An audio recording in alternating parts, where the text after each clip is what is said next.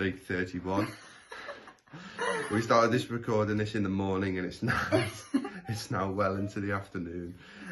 So I hope you're all having a nice day and having fun receiving these videos through, and enjoying them as much as we are getting through each morning. We were talking earlier today about how 2020 has just changed so much in the last three months or so.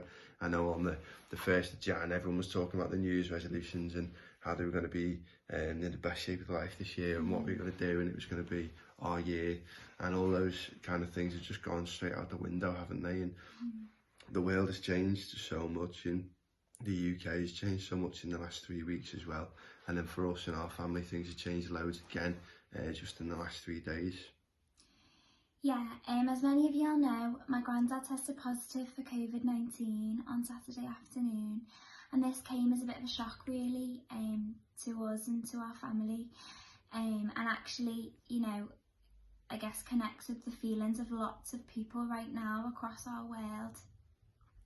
We've received lots of lovely messages, texts and FaceTimes and words of encouragement, which are lovely to hear and receive.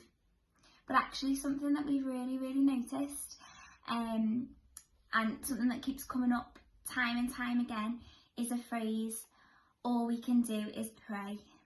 We've really noticed this phrase in the messages that we've received from people, because in a time of self-isolation, usually what we would do, and I know Long Lane is amazing at this as well, is kind of practical help, like going around to see people, dropping off meals, giving people hugs, just be in the community. And that's what we would usually do in a situation like this. But when everyone's locked down and we're not able to do those things, we have to rely on things like prayer. And this phrase, all we can do is pray, is just really kept coming up and up. Yeah, so we kind of thought about changing that phrase a little bit from all we can do is pray to the first thing that we should be doing is praying. Kind of reminds us both of a situation in South Africa where we went with youth a good couple of years ago now. My dad got really poorly kind of in the first few days of us being there, and a nurse came out to see him, and she kind of took notes obviously around kind of the symptoms, and was then talking about a bit of a plan in terms of like medication and things. But actually what she said was, but Andy, the first thing that we must do before we kind of go any further, before we talk any further about your illness, is I would like to pray for you, and I would like to pray for your illness. And that's really stuck with us, and especially it's kind of come up again in a situation like this when we are relying on our amazing NHS staff to keep us safe and all the medical knowledge that they have. And here was a nurse who had all that same knowledge, and then she said the first thing we need to do is pray. And that's so real and prevalent in today as well. The first thing that we need to be doing is praying, and it really kind of reminded us of Philippians 4 verses 6 and 7.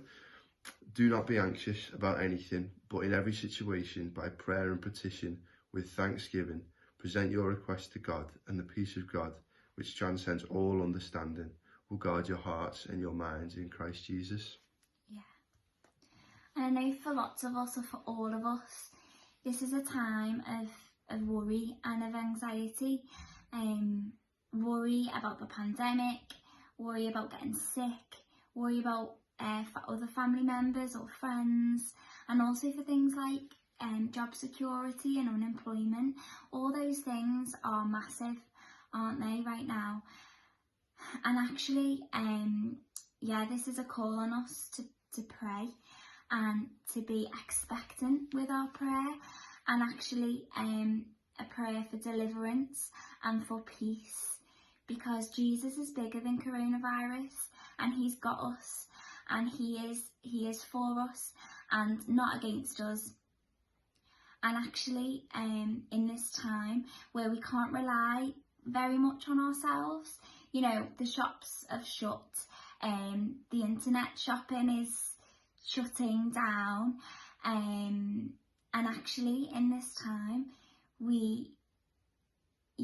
Jesus is who we need to be relying on. So is prayer your first port of call, or is it your last resort?